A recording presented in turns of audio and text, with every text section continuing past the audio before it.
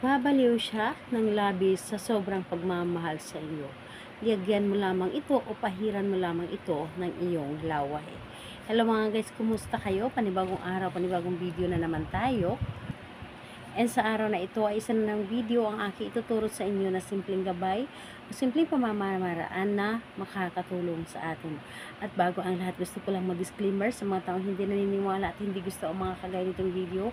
Please skip this video and maghanap kayo ng videos na gustong gusto nyo dahil ang video na ito ay para lamang ito sa mga taong naniniwala and gusto mag-try.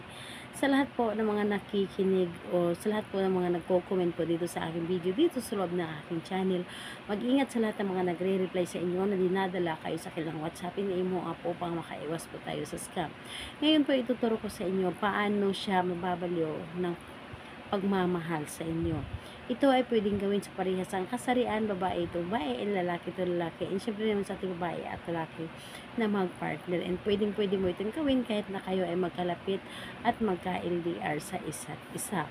Dito po ay kailangan natin ang ating gagamitin sa paggawa ng ritual na ito. Kailangan mo lamang dito maghanda ng isang maliit na pirasong papel, panulat. Mas maganda kung meron kang kulay pula na panulat, pero kung wala, itim na lamang. And syempre kailangan din natin dito ang inyong sarili syempre.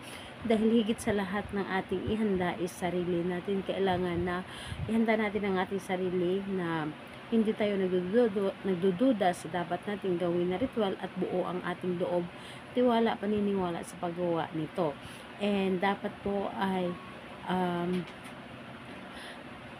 walang nakakaistorbo habang ginagawa mo ito. Yung tipong mag-isa ka lamang. And ayun po, kapag ready na yung mga naibanggit kong materialis, ang isunod mong or pwedeng mo na itong umpisan. So, ang gagawin mo lamang dito, napakadali at napakasimple lamang.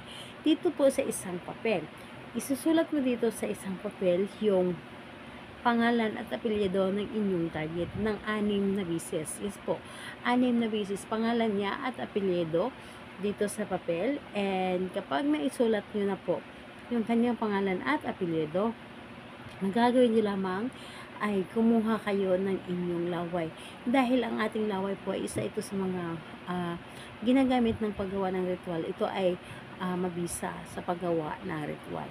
So, kumuha kayo ng inyong laway at ipahid dito sa kanyang pangalan. Yung 6 na linya na pangalan niya at apelyido, doon nyo po ipahid. And habang pinapahidan ninyo ito ng laway, ang kanyang pangalan, syempre i-claim ninyo sa iyong sarili. And dapat yung nasa isip ninyo, ito ay gagana.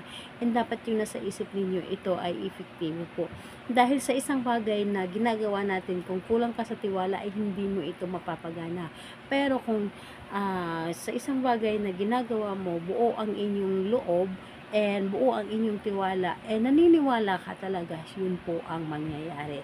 So, ayun po, isipin ninyo, at wag ninyo isipin yung mga negative. Dapat po sa positive lahat yung mga iniisip po ninyo. And pagkatapos po ninyo pahiran ito ng laway, ang gagawin niyo po, itupin nyo lamang ito ng isang beses lamang papunta sa inyo. And mas maganda na ilagay po ninyo ito sa loob ng case ng inyong cellphone. So, kung hindi nyo po ito mailagay sa case ng inyong cellphone, pwede nyo po ito ilagay doon sa ilalim ng inyong unan.